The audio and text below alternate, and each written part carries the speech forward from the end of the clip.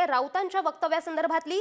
महापालिका आणि पालिका निवडणुकांआधीच ठाकरे गटानं मोठी घोषणा केली आहे। मुंबईपासून ते नागपूर पर्यंत सर्व पालिका स्वबळावर लढवणार अशी घोषणा खासदार संजय राऊतांनी केली आहे। लोकसभा आणि विधानसभा निवडणुकीत ठाकरे गट महाविकास आघाडीसोबत होता, मात्र आता पालिका आणि महापालिका निवडणुकीत ठाकरे गटाने स्वबळावर लढण्याचा निर्णय घेतलाय। आघाड़ी में बहुत से कार्यकर्ताओं का हम उनकी जो इच्छा रहती है लड़ने की वो पूरे नहीं कर सकते। तो लोकल बॉडीज, चाहे महानगर पालिका हो, चाहे जिला परिषद हो, चाहे नगर पालिका हो, वहाँ कार्यकर्ताओं को लड़ने का मौका देना चाहिए। हम नागपुर में भी अपने बल पर लड़ेंगे और मुंबई में भी लड़ेंगे, सभी जगह पर लड़ेंगे।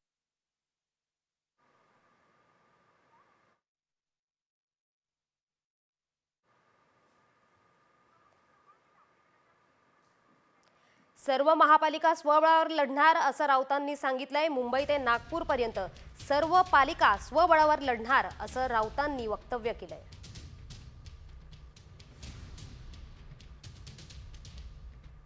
मुंबईपासून ते नागपूरपर्यंत सर्व पालिका स्वबळावर लढणार अशी घोषणा खासदार संजय राऊतांनी केली आहे। लोकसभा आणि विधानसभा निवडणुकीत ठाकरे गट महाविकास आघाडीसोबत होता, मात्र आता पालिका आणि महापालिका निवडणुकीत ठाकरे गटाने स्वबळावर लढण्याचा निर्णय घेतलाय।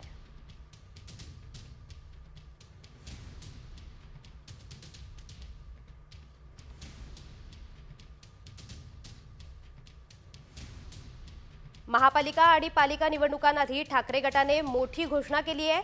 मुंबईपासून ते नागपूरपर्यंत सर्व पालिका स्वबळावर लढणार अशी घोषणा संजय राऊतांनी केली आहे। लोकसभा आणि विधानसभा निवडणुकीत ठाकरे गट महाविकास आघाडीसोबत होता, मात्र आता पालिका आणि महापालिका निवडणुकीत ठाकरे गटाने स्वबळावर लढण्याचा निर्णय घेतलाय।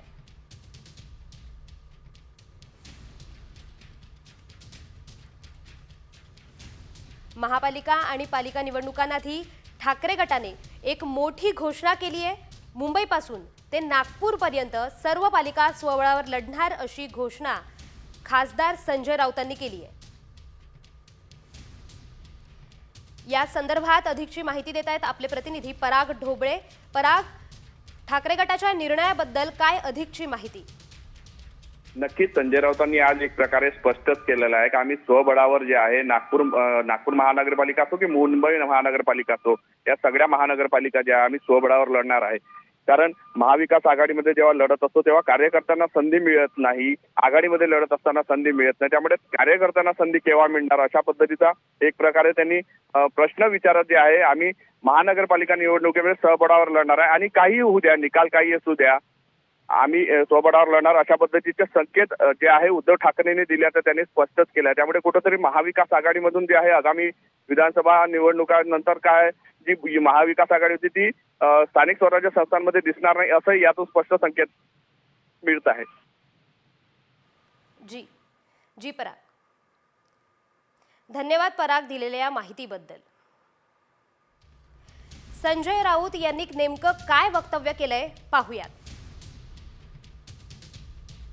आघाड़ी में बहुत से कार्यकर्ताओं का हम उनकी जो इच्छा रहती है लड़ने की वो पूरे नहीं कर सकते। तो लोकल बॉडीज, चाहे महानगर पालिका हो, चाहे जिला परिषद हो, चाहे नगर पालिका हो, वहाँ कार्यकर्ताओं को लड़ने का मौका देना चाहिए। हम नागपुर में भी अपने बल पर लड़ेंगे और मुंबई में भी लड़ेंगे, सभी जगह पर लड़ेंगे। महापालिका आणि पालिका निवडणुकांआधी ठाकरे गटाने मोठी घोषणा केली आहे। मुंबईपासून ते नागपूरपर्यंत सर्व पालिका स्वबळावर लढणार आहे अशी घोषणा खासदार संजय राऊतांनी केली आहे। लोकसभा आणि विधानसभा निवडणुकीत ठाकरे गट हा महाविकास आघाडीसोबत होता, मात्र आता पालिका आणि महापालिका निवडणुकीत ठाकरे गटाने स्वबळावर लढण्याचा निर्णय घेतलाय।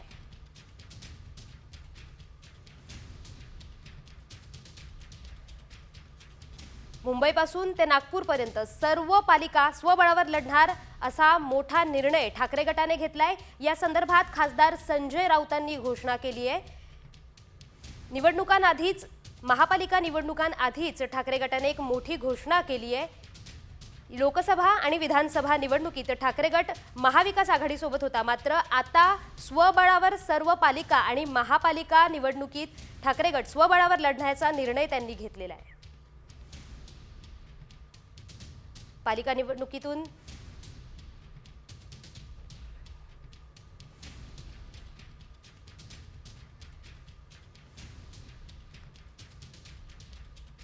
उद्धव ठाकरे आणि देवेंद्र फडणवीस यांच्यातलं शत्रुत्व संपलंय का अशा चर्चा राजकीय वर्तुळात सुरू झाल्यात. कारण देवेंद्र फडणवीस तसंच संजय राऊत यांनीही तसं सूचक विधान केल्याचं बोललं जातंय. राजकारणात काहीच असंभव नसतं, राजकारणात कुणीही कायमचा शत्रू नसतो असं संजय राऊत म्हणाले. तर उद्धव ठाकरे माझे शत्रू नाहीत असं विधान कालच मुख्यमंत्री फडणवीसांनी केलं होतं.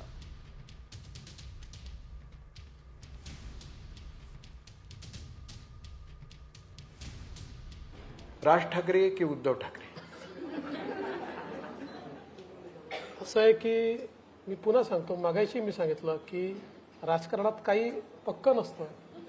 आधी उद्धव ठाकरे मित्र होते, मग राज ठाकरे मित्र झाले, आता राज ठाकरे मित्र आहेत आणि उद्धव ठाकरे शत्रू नाही आहेत. चांगली गोष्ट आहे. राजकारणात कोणीच कोणाचा शत्रू आणि कायमचा मित्रही नसतो आणि कायमचा शत्रूही नसतो. आम्ही 25 वर्ष मित्र होतोच ना. राज्याचा आणि देशाचं माहोल बिघडला, ते जर ते सुधारणार असतील, पर्यावरणाचा संतुलन करणार असतील या बिघडलेल्या, तर आम्ही त्यांच्याकडे पाहू की चांगलं राज्य करताय. दुर्दैवानं देवेंद्र फडणवीस यांच्या नेतृत्वाकडनं आम्हाला एक चांगली अपेक्षा होती, पण त्यांना अशा लोकांनी घेरलं त्या काळामध्ये आणि त्यांनी फडणवीस यांची प्रतिमा पूर्णपणे मलिन करून टाकली. मुख्यमंत्री देवेंद्र फडणवीसांविषयी वडेट्टीवारांनी एक मोठं विधान केलंय. मुख्यमंत्री देवेंद्र फडणवीस तुम्ही सुद्धा आता नरेंद्र मोदींचं वारसदार व्हावे असं विधान काँग्रेस नेते विजय वडेट्टीवारांनी केलंय.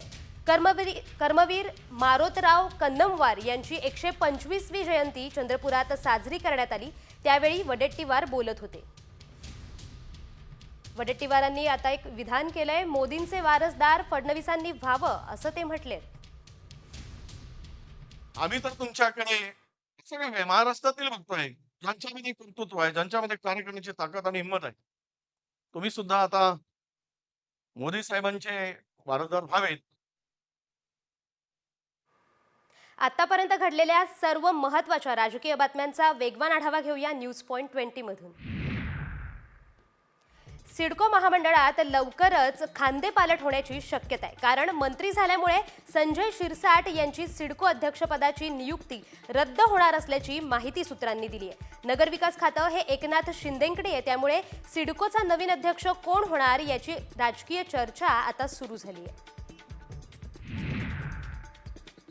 माहिती प्रसारण मंत्रालयाचे सल्लागार दिलीप मंडल यांच्या विरोधात आझाद समाज पार्टीतर्फे पुणे पोलिसात तक्रार दाखल करण्यात आली आहे. फातिमा बी शेख हे काल्पनिक पात्र आपणच रचलंय अशी कबुली त्यांनी दिली आहे. समाजात दंगली घडवण्याचा आणि वंचितांच्या भावना दुखावल्याचा आरोप त्यांच्यावर करण्यात आलाय.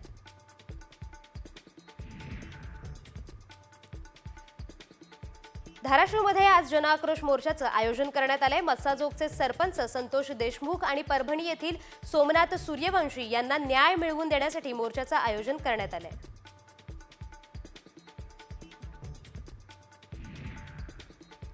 टोरेस घोटाळा प्रकरणात पोलिसांची सलग तिसऱ्या दिवशी छापेमारी सुरू आहे. मुंबईतल्या टोरेसच्या सर्व कार्यालयांमधल्या मुद्देमाल पोलीस ताब्यात घेत आहेत. परवाच्या छापेमारीत पोलिसांना मोठ्या प्रमाणात दागिने आणि 3 कोटी रुपये मिळाल्याची माहिती मिळतेय.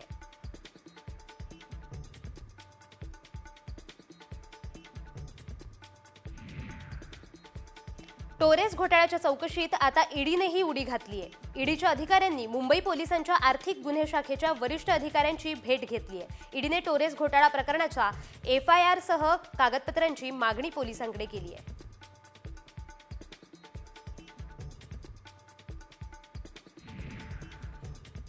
केंद्र सरकारचा महत्त्वाकांक्षी वाढवण बंदराचा भूमिपूजन सोहळा पालघर जिल्ह्यात पंतप्रधान नरेंद्र मोदी यांच्या हस्ते संपन्न झालाय. या बंदरामुळे देशासह राज्याचाही विकास होण्यास मदत होणार असल्याचं यावेळी सांगण्यात आलंय.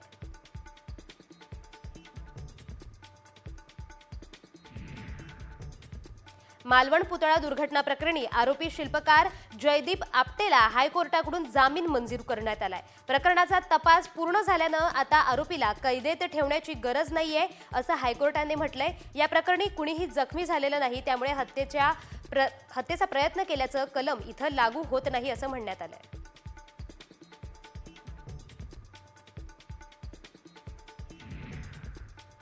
सीबीएसईने शाळांना अनेकदा सूचना देऊनही अनेक शाळांनी अद्याप त्यांच्या संकेतस्थळावर शिक्षकांबाबतची माहिती आणि महत्त्वाची कागदपत्र अपलोड केली नाहीयेत. त्यामुळे संपूर्ण तपशील 30 दिवसांच्या आत न देणाऱ्या शाळांवर कठोर कारवाई करण्यात येणार आहे असा इशारा देण्यात आलाय.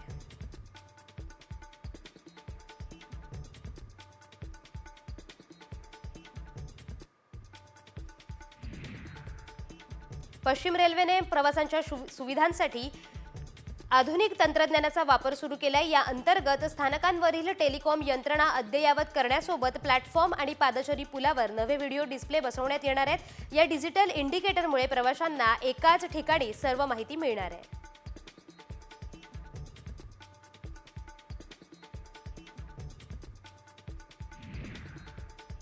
कर्जत यार्डमध्ये आणि स्थानकांवरील पायाभूत सुविधांच्या कामांसाठी रविवारी दुपारी 1:50 ते 3:35 या वेळेत विशेष वाहतूक ब्लॉक घेण्यात येणार आहे. या कालावधीत बदलापूर खोपोली लोकल सेवा बंद राहणार आहे. ब्लॉक दरम्यान पळसदरी ते भिवपुरी रोड स्थानकांच्या मार्गावर कामं करण्यात येणार आहेत. यामुळे काही गाड्यांच्या मार्गात बदल केले आहेत.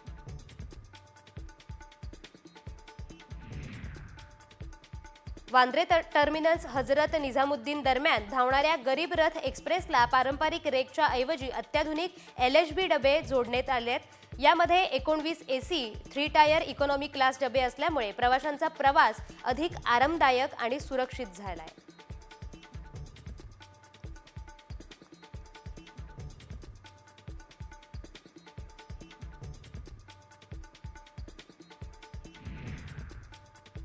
प्रवाशांनी केलेल्या आंदोलनानंतर दादर हुबळी एक्सप्रेसच्या किर्लोस्कर वाडीचा थांबा पुन्हा सुरू करण्यात आलाय.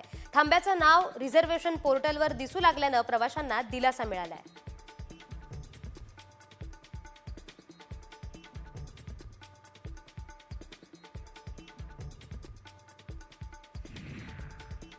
भारतीय रेल्वेने जगातील सर्वात शक्तिशाली हायड्रोजन रेल्वे विकसित केली आहे. रेल्वेने हायड्रोजन इंधनावर चालणारं ट्रेन इंजिन जगातील सर्वाधिक हॉर्स पॉवरचं इंजिन आहे. ही भारतातील स्वच्छ ऊर्जा आणि अक्षय ऊर्जेवर आधारित दळणवळणासाठी उपयोगी ठरेल असा विश्वास व्यक्त करण्यात आला आहे.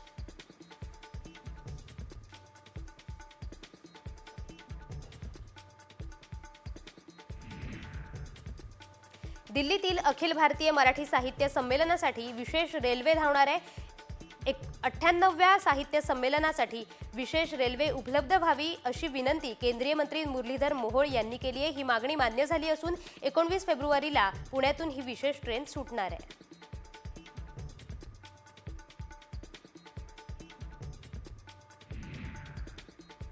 विसाव्या जागतिक मराठी संमेलनाचं आयोजन साताऱ्यात करण्यात आलं होतं. यावेळी शरद पवारांच्या उपस्थितीत संमेलनाचं उद्घाटन पार पडलं असून कवी रामदास फुटाणे, साहित्यिक अह साळुंखे, श्रीनिवास पाटील, यशवंतराव गडाख आदी उपस्थित होते.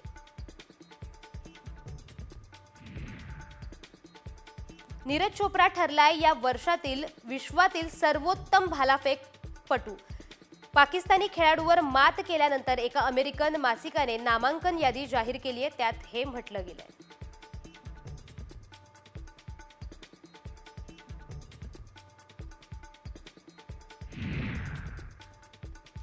धुळ्यात थंडीचा कहर अद्यापही कायम आहे. आज धुळ्यात 9.5 अंश सेल्सिअस इतक्या तापमानाची नोंद करण्यात आली आहे. थंडीचा जोर पुढील काही दिवस अशाच प्रकारे कायम राहणार असल्याचा अंदाज हवामान विभागातर्फे देण्यात आला आहे.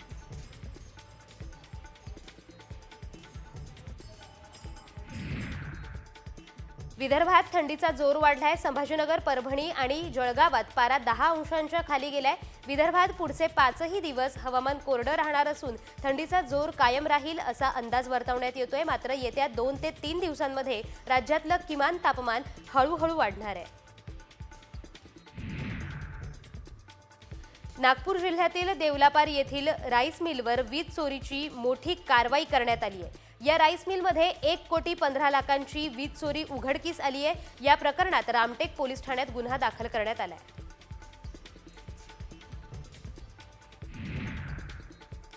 अकोल्यात स्कॉर्पिओ वाहनातून गोवंश चोरीचा प्रकार समोर आलाय। चोरट्यांनी स्कॉर्पिओ वाहनातून गायींना नेताना पोलिसांनी पकडले। त्यांनी आणखी काही गुन्हे केल्याची कबुली पोलिसांनी दिली आहे। कोल्हापुरात गायरानातील बेकायदेशीर वृक्षतोड मोठ्या प्रमाणात झाल्याचं समोर आलंय।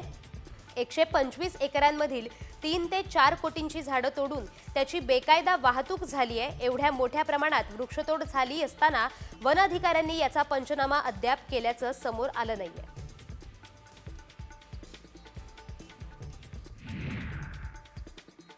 खानदेशात दिवाळी सणानंतर ऊस तोडणी काहीशी उशिरा सुरू झाली। त्यात मागील महिन्याच्या अखेरीस पावसाने ऊसतोडणीला फटका दिलाय, परंतु मागील 4 ते 5 दिवसांपासून ऊसतोडणीला गती आल्याची स्थिती आहे। सर्वाधिक ऊस गाळप नंदुरबारमधील कारखान्यांनी केलाय। तुरीचे भाव सध्या दबावात आहेत, त्यामुळे तुरीची आवक वाढल्यानंतर बाजारावर काही काळ दबाव राहू शकतो। मार्चपासून दरात सुधारणा होण्याची शक्यता आहे, पण जे शेतकरी तूर विक्रीसाठी थांबू शकत नाहीत त्यांनी हमीभावापेक्षा कमी दरात तूर विक्री टाळावी असं आवाहन अभ्यासकांनी केलंय।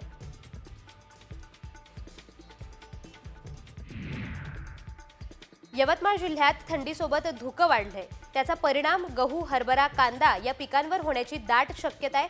कापूस आणि सोयाबीन नंतर आता गहू, हरभरा पीकही शेतकऱ्यांच्या हातातून जातं की काय अशी स्थिती आता निर्माण झाली आहे।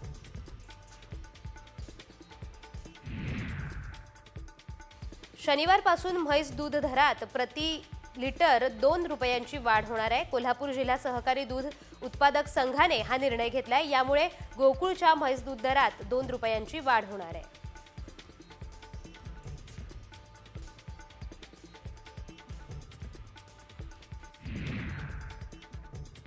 पुणे जिल्ह्यातील खेड आंबेगाव परिसरात कुत्र्यांचा सुळसुळाट झालाय। लोकवस्तीत शिवारात रात्रीच्या वेळी कुत्रे धुडगूस घालत असल्यानं माणसांवरही हल्ले होण्याची भीती पसरली आहे। या धर्तीवर भटक्या कुत्र्यांचा तातडीने बंदोबस्त करण्याची मागणी करतात।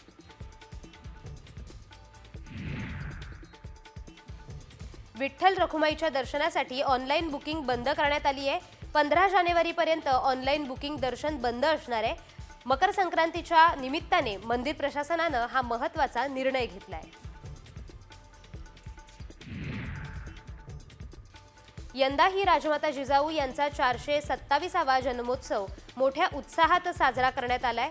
12 जानेवारीला देशभरातून लाखो जिजाऊ भक्त शिवप्रेमी अभिवादन करण्यासाठी सिंदखेड राजा इथे येत असतात। त्याप्रमाणे जिल्हा प्रशासनानं सुखसोयीची व्यवस्था केली आहे।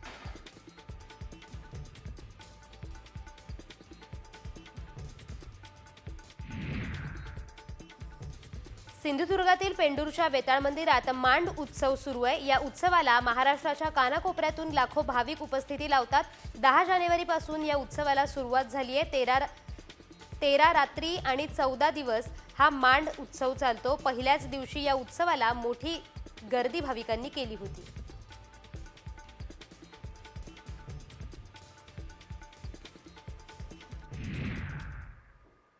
मुंबईत ठाकरे गटाला खिंडार पडण्याची शक्यता आहे। नाराज नगरसेवकांचा ठाकरेंनी समाचार घेतलाय। ज्याला जायचं त्यांना जा अशा शब्दात ठाकरेंनी नाराजांना सुनावलंय। मातोश्रीवरील बैठकीत नेमकं काय झालंय आणि ठाकरेंनी नेमकं कुणाला उद्देशून हा इशारा दिलाय पाहूयात। मुंबईत ठाकरे गटाला खिंडार,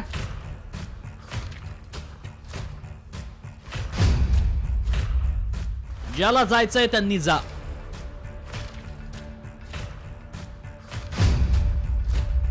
ठाकरेंकडून नाराज नगरसेवकांचा समाचार।